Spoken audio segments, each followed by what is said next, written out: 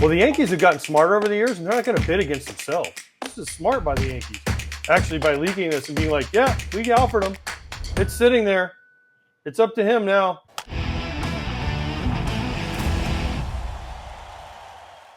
We already knew this, but I guess it's just being put out there again that Mark Feinsand says Snell has an offer on the table from the Yankees, though the Angels and Giants remain possibilities. I mean, we knew at least at a time period from some others that there was an offer thrown out there. You had seen the 150-ish range. We didn't get a number here from Mark this time around, but that doesn't surprise me at all. I think the Yankees have a staring match going on with Scott Boras, just like many other teams have at the moment. And here you go. Here's your top free agent tracker from The Athletic.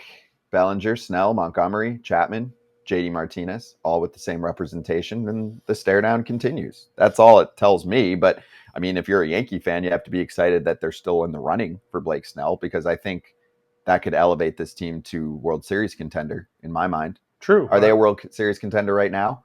I mean, fringy. If Rodon's healthy and Nestor's healthy, I mean, Yeah. that's two big ifs. But if you bring in Snell, you automatically up the ante. Mm-hmm. The free agent list to me is interesting because, one, Snell, I mean, we've known about this offer for a while. It's kind of been rumored out there. But, okay, if it's the only offer you got, you got to take it at some, don't you? Or you? Because then if no one else – okay, so here's the thing about this offer being leaked or whatever out to the media, whoever's leaking it. Well, the Yankees have gotten smarter over the years, and they're not going to bid against themselves. They're like, okay, fine. Prove to us you have another offer, or we'll just leave our offer right where it is. And Scott Boras can call him all he wants, but they're going to be like, okay, then go somewhere else. And if he doesn't, and if haven't heard of one other offer except for the Yankees, this is smart by the Yankees. Actually, by leaking this and being like, yeah, we offered him. It's sitting there. It's up to him now. And then no other team. We haven't heard about the Giants. We haven't heard about the Angels. We haven't heard about anybody, right? Other than this one offer. So the Yankees used to bid against themselves. Now they're like, nope. Guess what, guys? Here it is. And we've talked about this. Like, if this is the only offer you got, you got to take it. I'm just more surprised when you look at the top five, the five guys up there. I get, Snell, but then you get to like Tim Anderson, Hyun-Jin Ryu, Tommy Pham. Like, these are guys that can help teams win. Those are the guys that I'm just shocked haven't been signed. Right? Clevenger had a nice year last year. Brandon Belt, I don't know how much he wants to play, but Michael Lorenzen can do some things for you. Tommy Pham, put him in a clubhouse, man. We heard all the great stuff from the Mets last year. It's like, why are those guys not signed? I get the top guys, okay, fine. But those other guys, they're in the range where every team out there, there's 30 teams that can afford Tommy Pham. There's 30 teams they can afford a down Tim Anderson after an awful year to give him a shot to play. Tell me there's not a team out there that doesn't need a second baseman or a shortstop that can win a batting title for you? They think the prices are too high. That's the only way to describe what's going on here. I think Boras leaked the 35 a year thing. Okay. I don't think he has any legitimate offers because he doesn't necessarily always come to the table.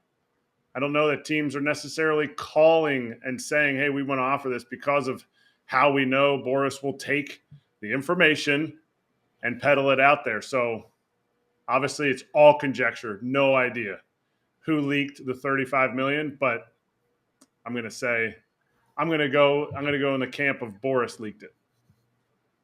Also, you know about the luxury tax for the Yanks, because I have to point it out because they care about this, as they should. So the highest tier is $297 million. They're past that. They're in the low threes. So there was a good article in The Athletic by multiple Yankees writers who said, pillow contract's not a thing. And I'm like, why would Snell sign a pillow contract anyway? But their point was, let's say he signs for $40-something million for 1 year, right? Let's say he signs a 1 year, $40 million deal.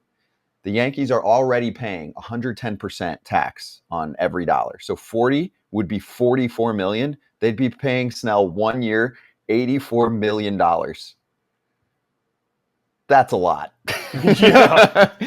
Even now, like, let's say he signs for the deal ish, right? 150. What is that? Who's good 30? at math? 30 a year? 30 a year. Okay, so that's still 60 a year. 62? 63 a year. 63? Yeah.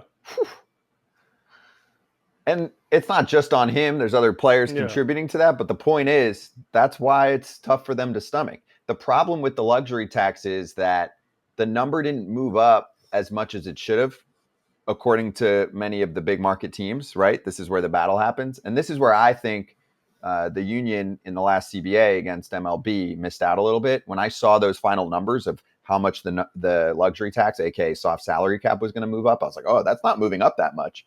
So if you're a team like the Yanks, you take a massive hit for a signing like this. Here's the problem. They set that so that other teams can play catch up, but the teams at the bottom don't bid for players like this. So this is where you could have this perfect storm and be caught in a tough spot, right? It's not like the Clevelands and the Minnesotas are doing anything. They're not spending money this offseason. So you're trying to punish the big teams so that the small teams can compete, but the small teams aren't in the bidding for players like this. Just say, we'll take our revenue sharing. Thank you very much. And we'll stick in our pocket. That's why I think it's a broken system. The system is broken. I don't know how many times we can discuss this, because there's no floor, right? Correct. There's no minimum, because that's the one thing. If you talk to people in the NBA, teams have to spend a certain amount of money. Like, let's say the salary cap in the NBA is 200. Well, and then the minimum is 100. That's why you see like 12th men in the NBA making like $7 million, because the team has to get to a low number. So they'll be like, you're our 11th guy, you're our 6th guy off the bench. Here's $8 million. You're like, gosh, how did that guy get $8 or $9 million? And you're like, well, because they have to get to a certain floor, but in order to have a floor, you have to have a cap, and there's all these things that have to be discussed. It's never going to happen. It's never going to happen, but it is just, it's a shame. Again, I keep looking at my watch. It's like February 19th. Games are starting in 3 days, and those are big name guys. Not like they're guys that no one's ever heard of. Those are big name dudes that aren't signed. It's bad for the game. Hey, everybody. Be sure to like and subscribe for more content. We're back here every weekday, all year long, so do not miss an episode. The videos are coming in all day. Here's another video you might enjoy. Baseball the way it should be covered.